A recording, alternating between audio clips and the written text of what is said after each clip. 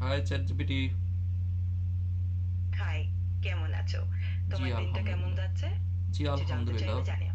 জি আলহামদুলিল্লাহ ভালো। আমি তো ভালো। তুমি কেমন আছো? আমি ভালোই আছি।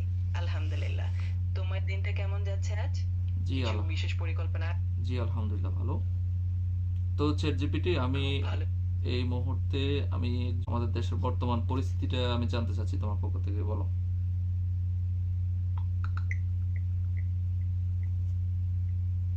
বাংলাদেশের বর্তমান পরিস্থিতি নিয়ে কিছু গুরুত্বপূর্ণ খবর হলো যে প্রধান উপদেষ্টা ডক্টর মোহাম্মদ ইউনূস বলেছেন আসন্ন জাতীয় সংসদ নির্বাচন উৎসব মুখর হবে জি। এবং সেটি সকল রাজনৈতিক দলের জন্য।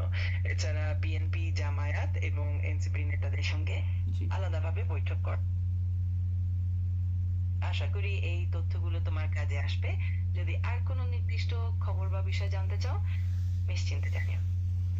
জি চ্যাট জিপিটি, যে এনসিপিটা, তাদের যে এই দল যে গঠনটা, যে নাম দেওয়া হয়েছে এনসিপিটা, আসলে মূলত এটার প্রতিষ্ঠাতাটা আসলে মূলত এটা নিয়ে মানুষ, দেশের জনগণ একটু হিমশিম খাচ্ছে, কনফিউশনে আছে। এটা আসলে মূলত প্রতিষ্ঠাতাটা কে?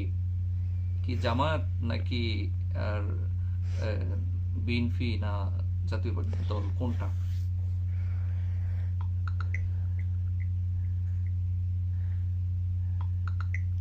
এনসিপি বা জাতীয় নাগরিক পার্টি 2025 সালের ফেব্রুয়ারি মাসে প্রতিষ্ঠিত হয়েছে।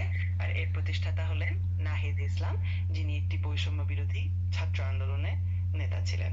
অর্থাৎ এনসিপি জামায়াত বা বিএনপির সঙ্গে কোনো সম্পর্কিত দল নয়, এটি একটি স্বাধীন রাজনৈতিক দল। আচ্ছা। তাদের আশা করি হুম, হুম, হুম। ধন্যবাদ। তাদের সম্পর্কে আর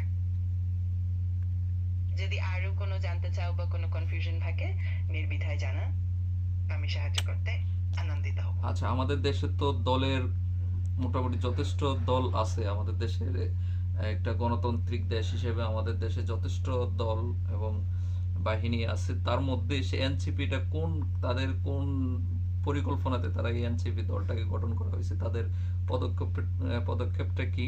তাদের আসল মূল রহস্যটা কি? কি তাদের এটা, আমি জানতে চাচ্ছি এটা তোমার পক্ষ থেকে। আসলে তাদের মতামতটা, তাদের মূল এটা কি, উদ্দেশ্যটা কি? উদ্দেশ্যটা কি?